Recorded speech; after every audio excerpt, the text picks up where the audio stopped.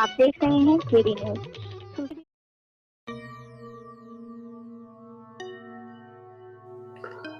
नमस्कार दर्शकों, राजा अयोध्या की पदवी जाने वीरता और त्याग की अनूठी कहानी।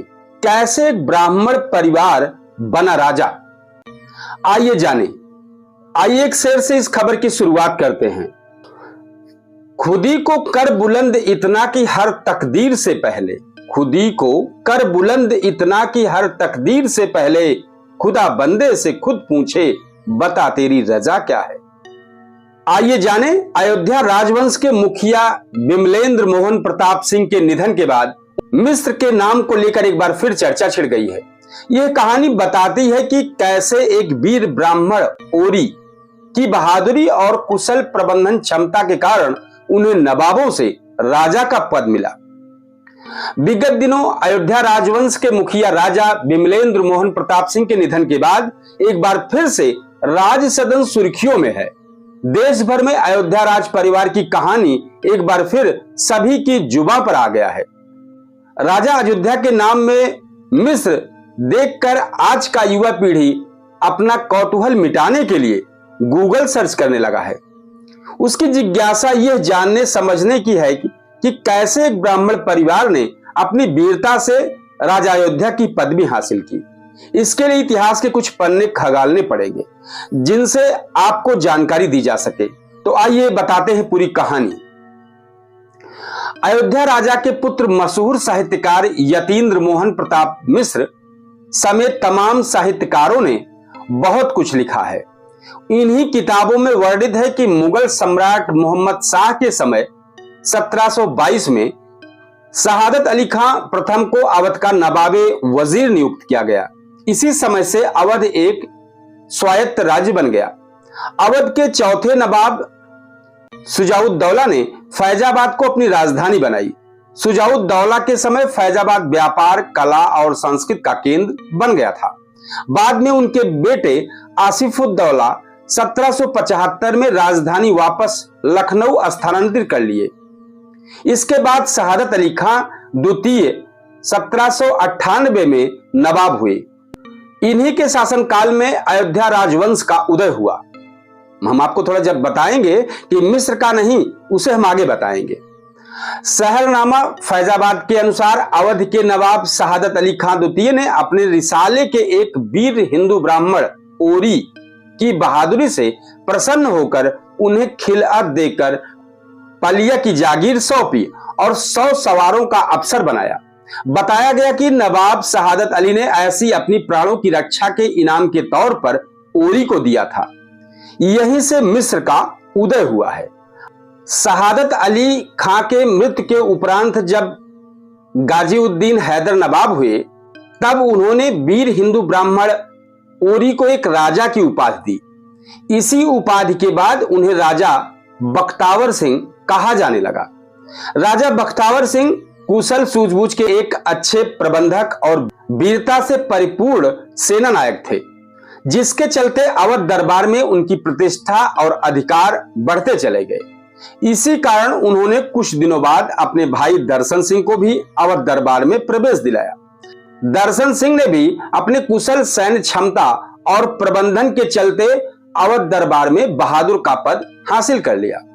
नवाब नसीरुद्दीन हैदर के काल 1827 से 1837 में दोनों ही भाइयों की उन्नति होती रही।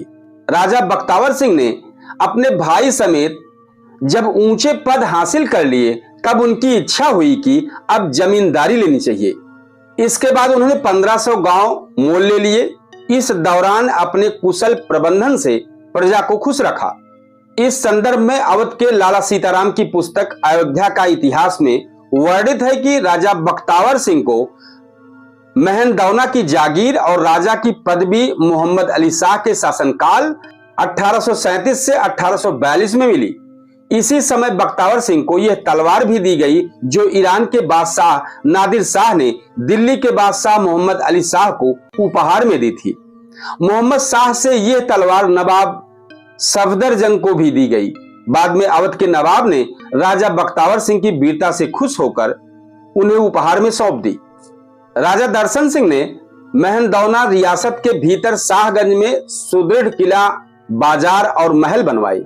यही नहीं, अयोध्या में दर्शनेश्वर नाथ महादेव का शिवाला और दर्शन नगर बाजार भी बनवाया। वर्तमान के दर्शन नगर में स्थित सूर्य कुंड, प्राचीन मंदिर और उसके पक्के तालाब का भी निर्माण करवाया।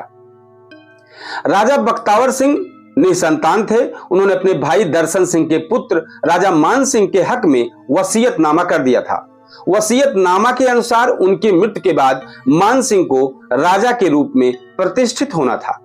मान सिंह ने राजा बनने के बाद अपने जीवन काल में ही अपने पुत्री बृजबिलास कुंवरी के पुत्र प्रताप नारायण सिंह को, जिन्हें बाद में ददुआ महाराज के नाम से ख्याति मिली, को अपना उत्तराधिकारी के रूप में चुना। हम अपने दर्शकों को बता दें कि सिंह का जो पदवी मिली वो वीरता की निशानी का है। हम थोड़ा और इस मामले को साफ कर दें। मिश्र मूलतः एक ब्राह्मण सरनेम है जो संस्कृत शब्द मिश्र अर्थात विद्वान पंडित से बना है। उत्तर भारत, विशेषकर पूर्वी उत्तर प्रदेश और बिहार में यह सरनेम प्राचीन काल से कश्मीर व कान्यकुब्ज ब्राह्मणों के बीच प्रयोग होता आया है। अयोध्या के राज परिवार का मूल भी इसी ब्राह्मण परंपराओं से जुड़ा है। इसलिए गद्दी पर बैठने के बाद भी उनके नाम के साथ मिश्र उपनाम कायम रहा। यही कारण है कि राजा अयोध्या मिश्र की उपाधि बहादुरी और राजकीय गरिमा के साथ साथ ब्राह्मणीय गौरव की भी पहचान बन गई। असलियत यह है कि शुरुआती शासक ओरी, बख्तावर सिंह, दर्शन सिंह, मान सिंह सिर्फ सिंह उपनाम से जाने जाते थे। इनका मूल वंशज ब्राह्मण था, लेकिन दरबार और सत्ता की पहचान में सिंह ज्यादा प्रचलित रहा। बाद के समय में विशेष रूप से मान सिंह के उत्तराधिकारियों प्रताप नारायण सिंह यानी ददुआ महाराज के वंशज ने अपनी ब्राह्मणीय पहचान को अलग से रेखांकित करने के लिए मिश्र सरनेम भी प्रयोग करना शुरू किया।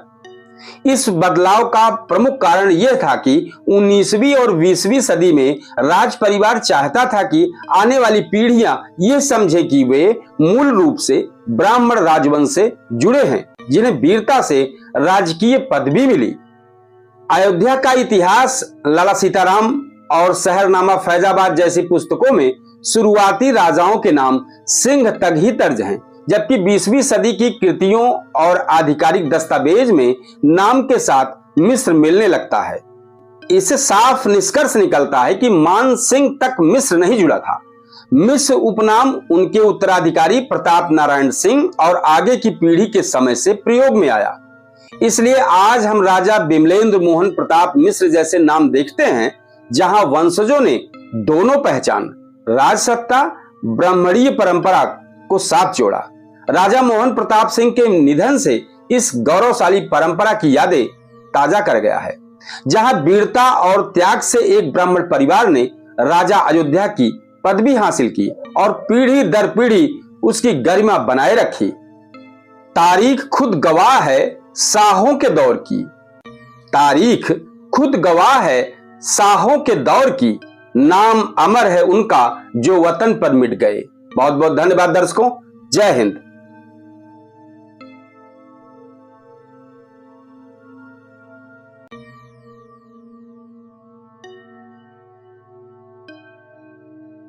आप देख रहे हैं केडी न्यूज़।